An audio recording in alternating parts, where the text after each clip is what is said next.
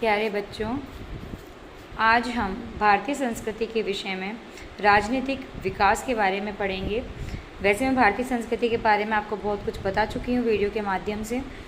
आज मैं आपको प्राचीन भारतीय संस्कृति की शासन प्रणाली की विशद व्याख्या करने जा रही हूँ। उसमें भी सर्वप्रथम वैदिक काल में क्या राजनीति थी वो सर्वप्रथम आपको बता रही हूँ कि भारत के सांस्कृतिक इतिहास में राजनीति का बहुत महत्वपूर्ण स्थान रहा है। इसका संकेत हमें वैदिक साहित्य से ही प्राप्त होता है। वेदों में राजा, सभा, समिति, राजा का चुनाव, राजा को पदच्युत व पुनः सिंहासनारूढ़ किया जाना, राजकृत आदि का विवरण हमें मिलता है। इसमें तात्कालीन राजनीति की झलक हमें दिखलाई पड़ती है। इससे ये भी ज्ञात होता है कि राजा पर प्रजा का पर्याप्त नियंत्रण था। इस प्रकार वैदिक काल में पर्याप्त राजनीतिक विकास दृष्टिगत होता है। उस समय राजनीति के सिद्धांत को समझने का प्रयत्न किया गया था तथा इस शास्त्र पर वैज्ञानिक ढंग से भी इस शास्त्र को वैज्ञानिक ढंग पर भी विकसित किया गया था।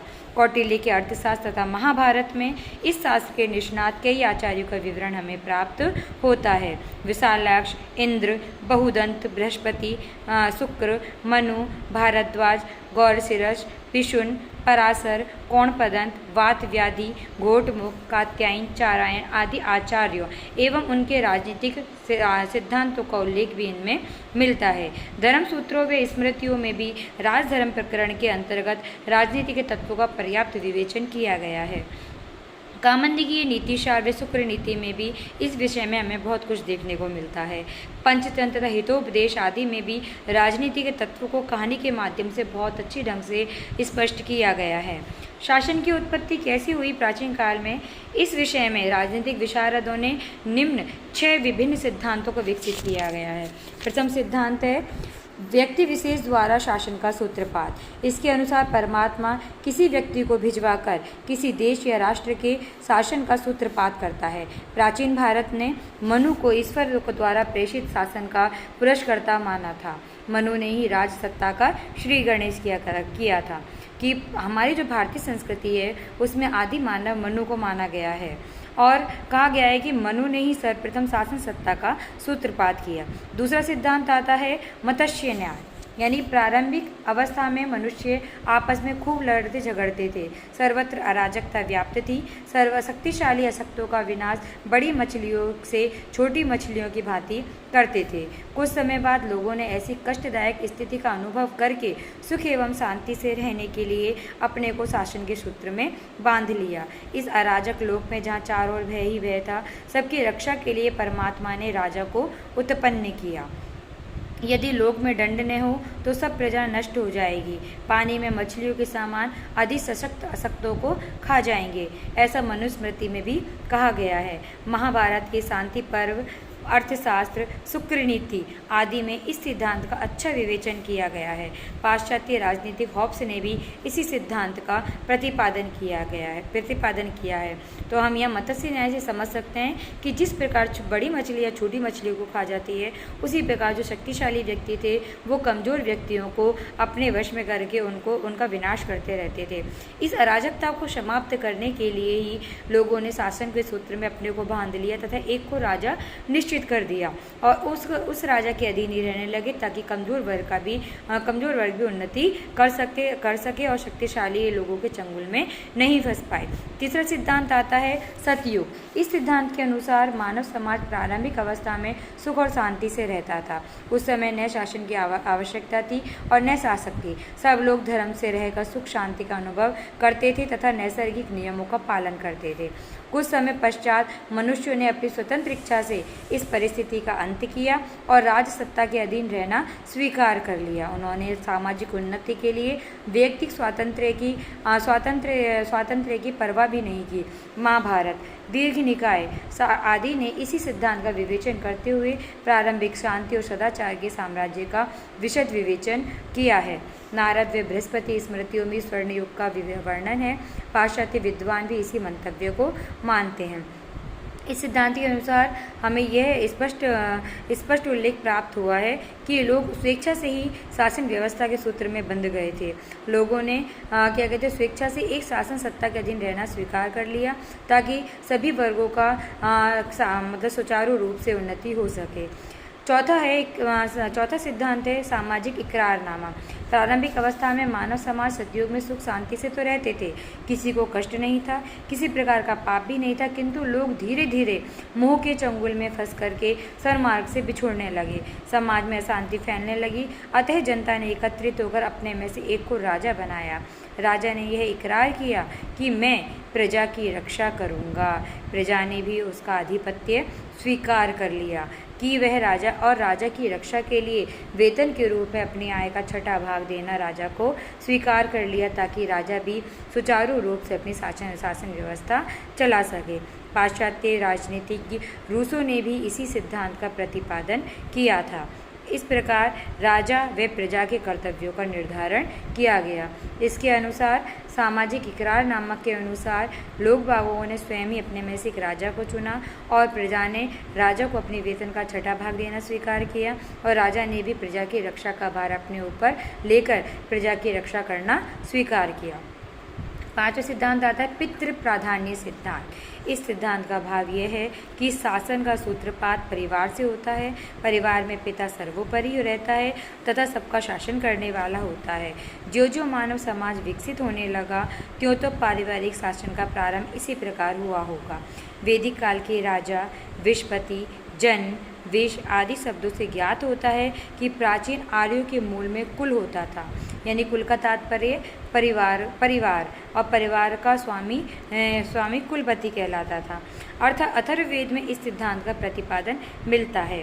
होमर के अनुसार राज शासन कतिपय व्यक्तियों के शासन से ही उत्पन्न हुआ है। इस प्रकार कहा जा सकता है कि राज शासन का प्रारंभ कुल से ही हुआ है। इस प्रकार कुल, जन, वेश ये धीरे धीरे बड़े रूप में विस्तृत होकर शासन का व्यवस्था का रूप इसने ले लिया। छठा और लास्ट सिद्धांत आता है ईश्वर प्रदत्त शासन सत्ता कि शासन की उत्पत्ति के संबंध में एक और सिद्धांत था। ये राजा परमात्मा का अंश माना जाता था। जनता को शासन में रखने के लिए परमात्मा स्वयं नर का रूप धारण करता था। शतपथ ब्राह्मण में राजा को प्रजापति कहा गया है क्योंकि इसके अधीन कितने ही व्यक्ति रहते थे। यहाँ चक्रवर्ती शब्द के चक्र को विष्णु के चक्र से संबंधित किया गया है। ऐत्रेय ब्राह्मण के राज्याभिषेक के प्रसंग पर अग्नि, गायत्री, बृहस्पति आदि देवताओं से राजा के शरीर में प्रवेश करने की प्रार्थना की गई है। नारायण ने अपने तेज से एक पुत्र उत्पन्न किया तथा पृथुवैन्य का 7वां वंशज राजा बनाया, ऐसा महाभारत में उल्लेखित है। राजा नर रूप में देवता ही है, यह मनुस्मृति में कहा गया है। शुक्र स्मृति में राजा की तुलना इंद्र, वायु, रवि, यम, अग्नि, कुबेर आदि देवताओं से की गई है। नारद स्मृति में राजा को ईश्वर का अंग माना गया है। शासन पद्धतियों के प्रकार के बारे में बताती हूँ कि ऐत्रेय ब्राह्मण में इन 8 प्रकार की शासन पद्धतियों का विवरण है। पहला है साम्राज्य, दूसरा है भोज्य, तीसरा स्वराज्य, चौथा वैराज्य, 5वां राज्य, छठा पारमेष्टिय, 7वां महाराज्य और 8वां है आधिपत्य। इन सबको मोटे रूप से 2 भागों में बांटा जा सकता है, प्रजातंत्र और राजतंत्र। प्रथम यानी प्रजातंत्र में जनसाधारण की सत्ता सर्वोपरि रहती थी और द्वितीय राजतंत्र में राजा ही सर्वोपरि रहता था और प्रजा को उसका आधिपत्य स्वीकार करना पड़ता था। राजा कहीं कहीं प्रजा के प्रतिनिधियों द्वारा चुना जाता था तथा उसके अधिकार परिसीमित रहते थे। कुछ स्थानों पर राजा वंशानुगत क्रम में भी रहता था। उपर्युक्त 8 शासनों में भोज्य, स्वराज्य और वैराज्य प्रजासत्तात्मक थे तथा अन्य राजसत्तात्मक थे।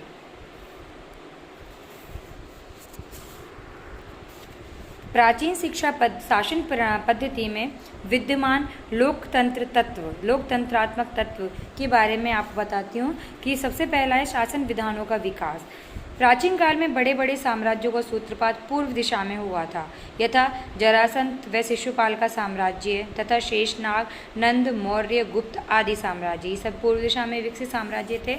इसी प्रकार पश्चिम में प्रजातंत्रों का आधिक्य रहा है, जैसे मालव, शूद्रक, अर्जुनायन और योधे आदि। बौद्ध साहित्य, पुराण, अशोक के धर्मलेख आदि से दक्षिण में भोज्य शासन का पता चलता है। राष्ट्रिक शासन विधान में समाज के नेताओं द्वारा शासन होता था, जो कि वंश क्रमागत नहीं होते थे। ऐसी व्यवस्था पूर्वी व पश्चिम देशों में थी। पैतृक भोज्य से मिलता जुलता है था। अशोक के लेखों के अनुसार पैतृकों का अस्तित्व पश्चिम में था। वैराज्य का उल्लेख अर्थशास्त्र में है तथा महाभारत के अनुसार अवंती में कुछ समय यह शासन विधान था। अराजक शासन विधान की विशेषता थी कि कोई राजा नहीं रहता था, सब लोग स्वयं ही नियमों का पालन करते थे। जैन सूत्रों में इसका उल्लेख है। राजन्य का उल्लेख भी जैन सूत्रों में आता है। उग्र का वैदिक साहित्य में उल्लेख है। कदाचित केरल में यह शासन विधान था। ये सब प्रजासत्तात्मक शासन विधान प्रतीत होते हैं। शुक्र नीति में वर्णित विभिन्न शासन विधान प्राय राजसत्तात्मक हैं तथा उनका विभाजन करके रजक कर्ष के आधार पर हुआ है। स्वराज्य में 51 से 100 लाख तक, साम्राज्य में 1 से 10 करोड़ तक तथा सार्वभौम में 51 करोड़ व उसके अधिक रजक कर्ष होते थे। मोटे रूप में हम ये समझ सकते थे, जहाँ प्रजातंत्र था वहाँ प्रजा के द्वारा ही राजा चुना जाता था, और जहाँ राजतंत्र था वहाँ राजा ही सर्वोपरि होता था, और कहीं कहीं वंशानुक्रम में भी राजा रहते थे। दूसरा था प्रजातंत्र। इसमें प्रजा की सत्ता प्रमुख थी। पारिभाषिक शब्दों में ऐसा शासन संघ शासन था। संघ भी 2 प्रकार के थे, गण और कुल। प्रथम में यानी कि गण में प्रजा के प्रतिनिधियों द्वारा शासन किया जाता था तथा दूसरे कुल में वंश क्रमागत सामंतों के हाथ में सत्ता के सूत्र रहते थे। तीसरा है राजा व उसके अधिकार, कि महाभारत आदि ग्रंथों में राजा शब्द के अर्थ व उसके अधिकारों की विस्तृत व्याख्या की गई है। प्रजा का रंजन करना, उसे समृद्धिशाली बनाकर प्रसन्न करना ही राजा का प्रमुख कर्तव्य था। वह राजा इसलिए कहलाता है कि उसे प्रजा रंजन करना पड़ता था, ऐसा महाभारत में कहा गया है। कालिदास ने भी रघुवंश में राजा रघु के लिए यही भाव व्यक्त किया है। प्राचीन भारत के राजा भी अपने कर्तव्यों के पालन में कोई बात उठा नहीं रखते थे। लोक आराधन के लिए राम ने अपनी प्राण प्यारी सीता का भी परित्याग कर दिया था। प्राचीन साहित्य के अध्ययन से ज्ञात होता है कि समाज ने अराजकता को दूर करने तथा सुख शांतिपूर्वक रहने के लिए राजा का नियंत्रण स्वीकार किया, किंतु राजा का निरंकुश शासन नहीं था। वे प्रजा का रक्षण करने के लिए नियुक्त किया गया था और उस काम के लिए कृषि की आमदनी का 6वां व व्यापार की आमदनी का 10वां भाग उसे वेतन के रूप में दिया जाता था। इस प्रकार ये जनता का वेतन भोगी रक्षक माना जाता था। उसे अपना कर्तव्य न करने पर पदच्युत भी किया जा सकता था। राजा के शासन के संबंध में प्रजा की सम्मति का इतना अधिक महत्व था कि प्रजा की सम्मति विरुद्ध हो तो धर्मानुकूल कार्य को भी राजा न करे, ऐसा आचार्य बृहस्पति का मत है। धर्ममपि लोक विकृष्टम न कुर्यात्। अगला है राजा के 2 प्रकार। वंशक्रमागत तथा निर्वाचित रूप से राजा 2 प्रकार के होते थे।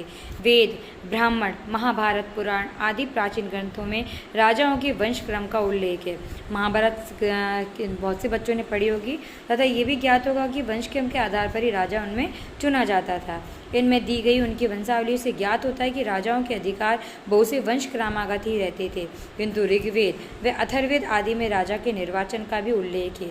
वैदिक काल में प्रजा के प्रतिनिधियों की एक समिति होती थी जिसके द्वारा राजा चुना जाता था। वैदिक काल में एक और संस्था थी जिसे सभा कहते थे। कुछ ऐतिहासिकों का मत है कि मंत्रिमंडल का ही दूसरा नाम सभा था। कोई उसे समिति के भवन से संबंधित करते हैं। अगला है पौर जनपद व राजा का चुनाव।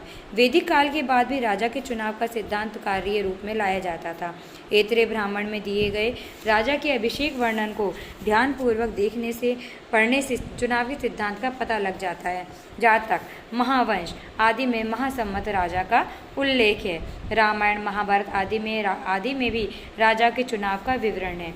इस काल में समिति का स्थान जनपद ने ले लिया था। रामायण के अयोध्या कांड से ज्ञात होता है कि राम का राज तिलक करने से पूर्व राजा दशरथ को पौर जनपद से सम्मति लेनी पड़ी थी।